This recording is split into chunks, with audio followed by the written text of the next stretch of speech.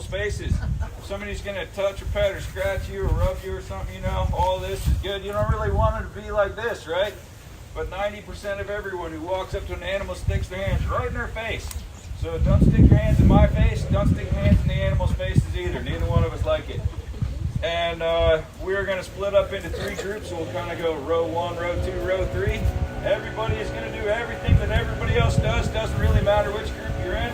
Just, you know, go with the, obviously family stay together if you want to. But it's not an exact science, just about a third in each group. Sometimes we have 50 walk that way and 10 there and 10 there. And then, you know, the 50 that all wanted to go there first kind of get a lesser experience because they're all just getting used to gaggle in a crowd. Come here, baby. And that's about it for rules.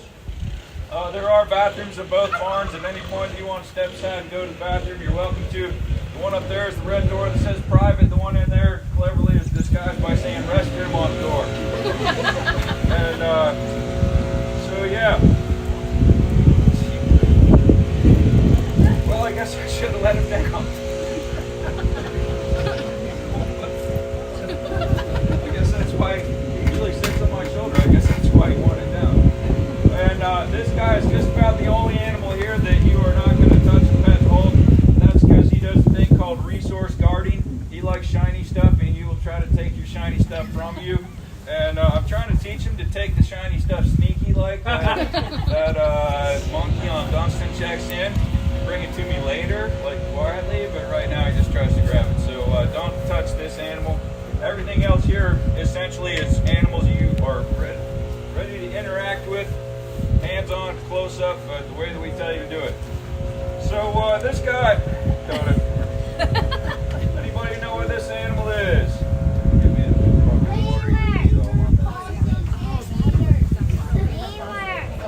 Those are all decent guesses, but none of them are right. This guy is called a coatimundi. Can you guys say that? Coatimundi. They also can be called quaddies. So if you are in Mexico, they call these quaddy, which means the lonely one, because the males of these are all the time alone. The females go in bands, the males go alone. The South American Indian word, which is their actual name, coatimundi, means nose in belt, because they sleep curled up in a ball and their tail wrapped around the outside and like their nose stuck in their belt. So the word actually means nose in belt. You want to lick that water now, bud? So he is basically a South American cousin of a raccoon. In the wild, his MO would be, if I can get it in my mouth, it is food. He eats every kind of fruit, vegetables. The long nails and the long wiggly nose might tell you that he likes to dig. He digs into the ground, he digs bark off of trees, he digs everywhere looking for bugs, grubs, worms, whatever he can get in his mouth, it's food. He's an omnivore. What does omnivore mean, guys? He'll eat anything. Yeah, she beat you to it. You can answer the next one. He's a mammal. What does mammal mean, buddy? That means he doesn't lay eggs. Right, doesn't lay eggs. So he has live birth. What else does mammal mean? Warm-blooded. What else? Fur. Fur. What else? Nurse their young. Nurse their young. Yeah, that's the main things about a mammal. So today we'll be seeing mammals and reptiles and birds. We'll be asking you along the way, is this a mammal or a reptile or a bird? And what are some things about those? So this guy, if you see his claws when he's walking around and when he's up here on me, his feet are just wet with water now. If you look at this guy's claws, look how big they are. Those are about like Wolverine claws, right? That is as short as we can groom those claws, because his quick and his nerve go all the way down that far. But we do have to groom the nails. When we got our other two that are inside, somebody didn't take care of them properly, and their nails were grown to the point that they were curled under and they couldn't climb right. So one of them still has a habit of walking in a circle on the floor, even though he can climb just fine now. From not being able to climb for a long time, he got in a habit of walking in a circle on the floor, which is not a good thing for an animal, but we're getting him over it. So to get him over it, we're like hiding his food at different places, so he has to go up and down and climb and all that natural sort of stuff that an animal like this ought to do. This is an arboreal creature, or arboreal creature, meaning meant to live in the trees. So the way this guy has the sharp claws, he can run up a tree or down a tree just about the same speed, because his feet go completely backwards. So he can literally run up or down the tree just as fast in either direction, and he can run up a tree just about as fast as he can run across the ground. He also, in addition to fruits and veggies and stuff like that, he would like to eat little lizards if he could catch them. If he can get into a bird's nest, he'll eat all the eggs. If he could catch the bird, he'd certainly eat that too. And small rodents, he'd love to eat small rodents. Here, his favorite things to eat are hard-boiled eggs and grapes and superworms and basically any kind of fruit and veggie. He doesn't have a car or a license, so he can't get himself to Circle K to get himself some junk food, but he would love that if you gave it to him. And this is the way he loves to dig through everybody's pockets, which is why he don't put them on you. And he's always digging in all our pockets trying to see what we got. He's noticed I have something in my pocket there, so he feels compelled to investigate. And I'm going to go grab another animal to show you guys. Did anybody have any questions about this animal?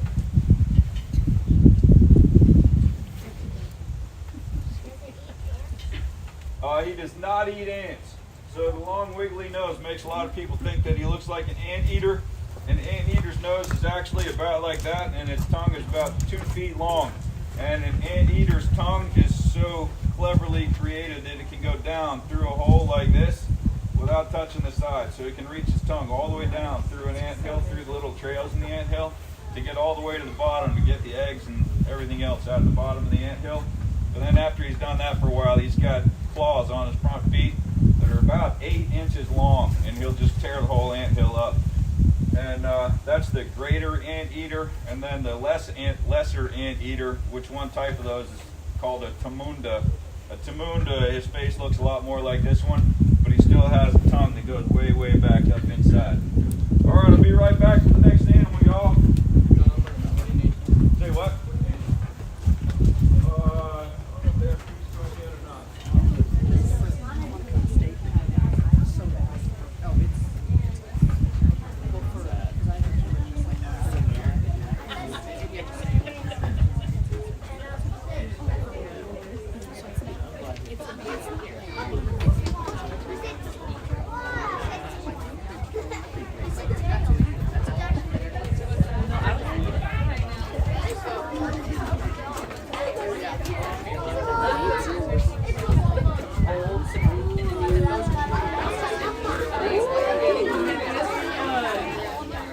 Guys, who knows what this animal is? A llama. Is he a mammal or a reptile or a bird? Mammal. So what does that mean? He doesn't lay eggs. Doesn't lay eggs. Have live birth. What else? Has fur. What else? Nurses its young. What else? Hot blood. Warm-blooded. What does warm-blooded mean? Does anybody know what warm-blooded means? Nope. Birds are warm-blooded, but they lay eggs. Nope. Regulates its own body. Yeah, regulates its own body temperature. So when we eat our food, we do a thing called metabolizing. We metabolize our food. That's converting our food to energy. And when we convert our food to energy, if we're warm-blooded, a lot of that energy goes to keeping our bodies warm. One exception to that with a warm-blooded animal is a sloth. A sloth doesn't regulate its body temperature the way that other animals do. What's our body temperature normally? Yeah, 98.6, and it stays within a couple tenths of a degree, right? If it's above 99, that means we have a fever. If it's below, 98.0, that means something's wrong, right? But a sloth's body temperature could go up and down by 20 degrees every single day because it doesn't maintain its body temperature, because it doesn't have enough. The food it eats is really poor quality, and it cannot metabolize enough food to maintain its body temperature. But almost warm-blooded generally means that it uses its food to metabolize, to make energy, to regulate its body temperature. So this guy is a llama. What family of animals are llamas in? Does anybody know? Yeah, exactly. Camelids. So what are the biggest of the camelids? Camels. These guys are the second in size. These are llamas. After llamas come alpacas. After alpacas in size comes guanacos and I just lost the word. Vicunas. Vicunas, yeah, there we go. Thanks, Kevin. Kevin is our man behind the camera over here. Tatum is Tatum right here. Tatum's the one with a hat. And Donna will be down here in a little while. You guys probably met Donna coming through the gate. And that guy over there is Tony. So we got camels, llamas, alpacas, vicunas, and guanacos. Camels, llamas, and alpacas have been domesticated for thousands of years. We can go all the way back to the book of Job in the Bible, and Job was known to have how many camels? 5,000 camels. So obviously camels were domesticated all the way back to the days of Job, which may or may not be one of the first books written in the Bible. So camels, llamas, and alpacas have all been domesticated for thousands of years. Vicunas and guanacos are generally not domesticated. They're wild in Central and South America like deer up high in the mountains. So does anybody know how you can tell the difference between a llama and an alpaca? Because a lot of people don't know this. Anybody have any ideas? All right, so this guy is a llama. His maximum size is about 400 pounds. This is a pretty good sized llama right here. An alpaca maxes out at about 175, and you guys are going to see an alpaca later on. But I don't walk him out here because he isn't all that friendly. So, tends to spit. So, yeah, not the llama, the alpaca. So, llamas are twice the size of alpacas. If you're looking at them, you don't have anything to compare. A llama has great big banana-shaped ears like this guy. An alpaca has little short straight ears like this. A llama has a long face, a long muzzle with not very much hair on their face. An alpaca has a shorter muzzle, a shorter face with a poof of hair all over the front of their head, right? And the biggest, if you see two together, the big one is the llama, the little one's the alpaca. If you don't see two together, the ears are what would clue you in mainly. A llama has great big banana-shaped ears, and an alpaca has short, straight ears like this. Ready for another animal. And I think that Tatum could bring out a bird. And say what? What's this one's name? This guy's name is Cusco. So Cusco has been here since Cusco. And if you're staying on the farm, you holler Cusco. It's run up to give you a kiss. So hey baby, hey baby. So this guy has been here since he was a baby. So he came here when he was 5 weeks old. He was orphaned at birth. And so we loved our little llama, and he was the first animal we had here outside of like horses and dogs and chickens and stuff like that. And so my wife was online looking for a little friend for her little baby llama, and that was when she found out about berserk llama syndrome. So berserk llama syndrome means that if you have a baby male llama that's raised only around llamas, and I mean only around people and not around llamas, it will grow up thinking that it is a person, and when it reaches maturity, it will want to mate the women and fight the men, at which point you have a berserk llama, and all you can do is shoot it. So that was how we came to have another llama, so that he could grow up and know that he's a llama and not a people. And Miss Tatum is going to show you another animal kind of quickly because it's a little chilly out here. Right. Somebody said a cockatoo. You are correct. Do you have a cockatoo? Thank goodness. These guys are super noisy. This is, tell me your name. No, tell me your name. Tell me who you are. Zachary, that's right. This is Zachary, our umbrella cockatoo. I'm sorry, buddy. You're welcome. He tells me thank you all the time. So yes, birds can live 50 plus years. So they may outlive owners, but they are known as Velcro birds, the cockatoos are, which means they're going to find their favorite person. You don't get to choose, they get to choose. And Zachary here's favorite person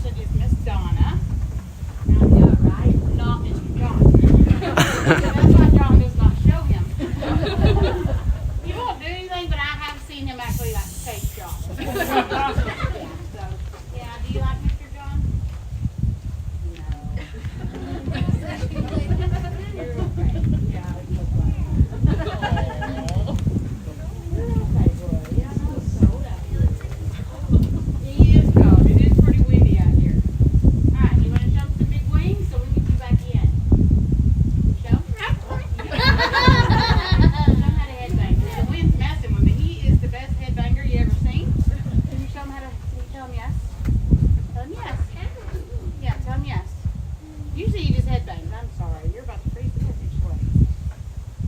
You gonna cuddle? Yeah. You're real good. Lost your feather.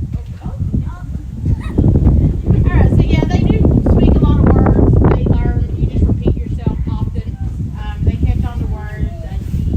And with the wind blowing, you can see the yellow on his head. There's a little bit of yellow right there on his tail.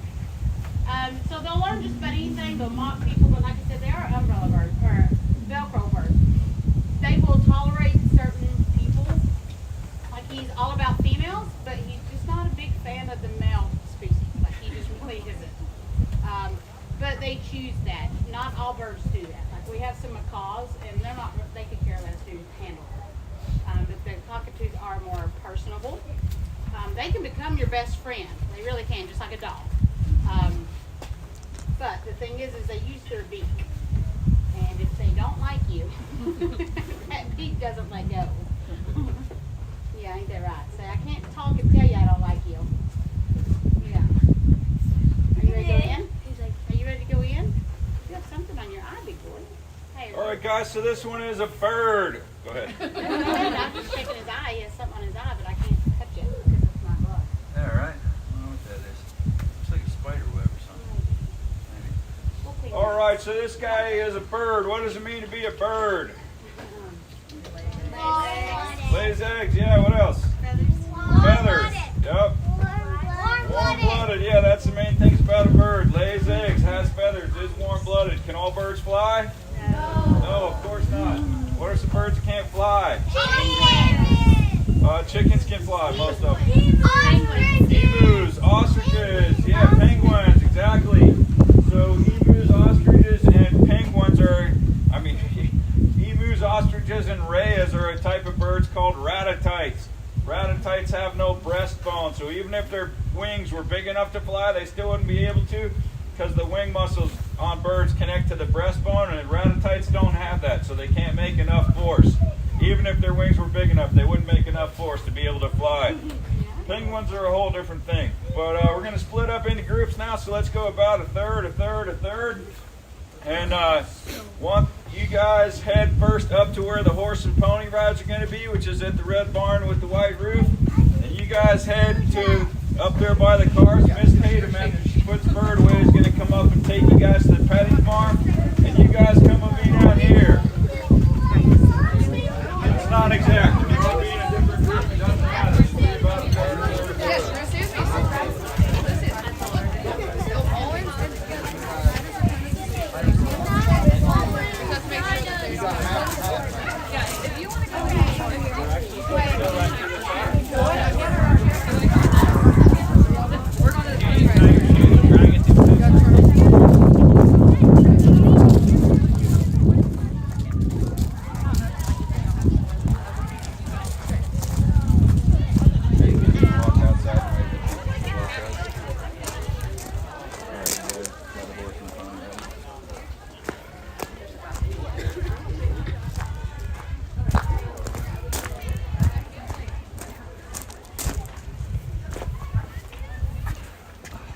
You're amazing. Thank you.